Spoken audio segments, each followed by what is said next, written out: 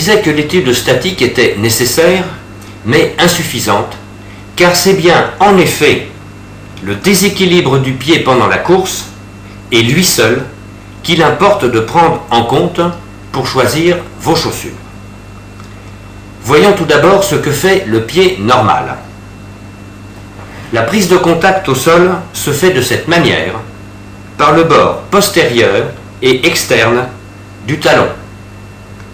C'est à cet instant précis, qui ne dure qu'une fraction de seconde, que l'on doit véritablement parler de collision plantaire avec le sol.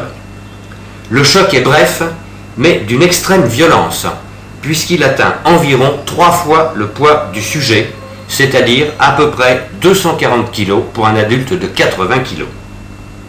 Faites l'expérience de courir nu-pied sur une surface dure, béton, macadam.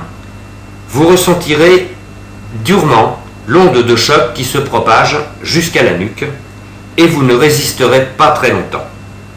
Faites la même chose sur une pelouse, c'est déjà mieux, car le sol meuble s'affaissera à l'impact, prenant pour son compte une partie de cette onde de choc. La conséquence sur la chaussure est évidente, c'est dans sa partie postéro-externe qu'elle doit amortir un maximum. Si elle est souple à cet endroit, c'est une très bonne chose. Elle jouera un peu à la manière des amortisseurs de votre voiture qui se déforment pour absorber une partie du choc. Passé ce redoutable instant de violence, toute la face plantaire du talon est ensuite en appui et les forces qui s'y appliquent sont encore élevées. La chaussure doit donc, à cet endroit, continuer à offrir une bonne protection. Débute maintenant la deuxième phase, celle de l'appui de tout le pied au sol. Ce qui se passe à cet instant est capital pour le coureur. En effet, la ligne de gravité va se déplacer vers l'intérieur,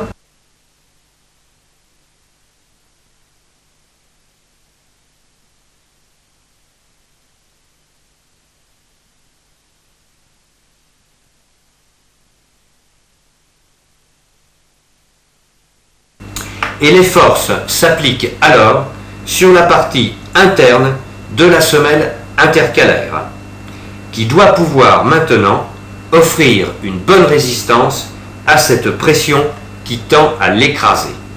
À ce stade, la chaussure doit beaucoup moins amortir parce que la phase la plus violente est passée, mais doit au contraire assurer la stabilité latérale du pied en ne favorisant pas sa bascule interne. Regardez ce qui se passe si la semelle de la chaussure est trop molle. Voici un sujet qui ne présente aucune pronation, pas plus en statique qu'à la marche. Venu en consultation pour un syndrome du tenseur du fascia lata, l'étude dynamique chaussée révèle l'apparition d'un fort valgus généré par une semelle intermédiaire trop molle. Celle-ci s'effondre littéralement en interne car elle est incapable de contenir la poussée valgisante physiologique. Constatez l'écrasement du matériau. Vous venez de voir une chaussure inadaptée qui amortit beaucoup, certes, mais trop en raison d'une semelle intermédiaire trop molle. Je me suis contenté pour la démonstration de la seule étude de la marche, mais vous imaginez sans peine que la pronation, qui trouve ici son origine uniquement dans la chaussure, alors que le pied est normal, bien cette pronation s'accentuera à la course dans des limites qui sont inacceptables pour les articulations et les muscles. Il faut impérativement que la semelle intercalaire soit ferme en interne sous le talon. Lorsque vous les choisirez dans le magasin, faites le test suivant. Essayez de comprimer cette semelle intermédiaire avec votre pouce. Si vous y arrivez dans ces conditions, alors vous avez de bonnes chances de basculer en hyperpronation à la course lorsque le poids de votre corps remplacera la force que vous exercez avec votre pouce. J'insiste vraiment sur ce point qui est absolument capital pour votre stabilité latérale. Beaucoup de chaussures sont nettement trop faibles à ce niveau. Si votre pied est normal, vous basculerez vraisemblablement en pronation. Si vous êtes déjà pronateur, alors ce sera véritablement la catastrophe. Mais si une semelle est dure, me direz-vous, je ne vais plus amortir. Détrompez-vous, car toutes les chaussures actuelles offrent suffisamment d'amortissement, même si leur semelle peut vous paraître rigide. N'oubliez pas que c'est surtout la partie externe et centrale du talon qui doit amortir. Mais l'amortissement ne doit pas se faire sur la partie interne. Cette notion de l'amortissement, d'ailleurs, de mon point de vue, est devenue beaucoup trop obsessionnelle parce que totalement exagérée par la publicité pour des raisons évidentes de marketing. Il faut savoir que les blessures du coureur à pied proviennent bien plus souvent de défauts d'équilibre des pieds et des jambes que d'un manque d'amortissement. Au demeurant, je le répète, largement suffisant et efficace sur la grande majorité des différents modèles de running.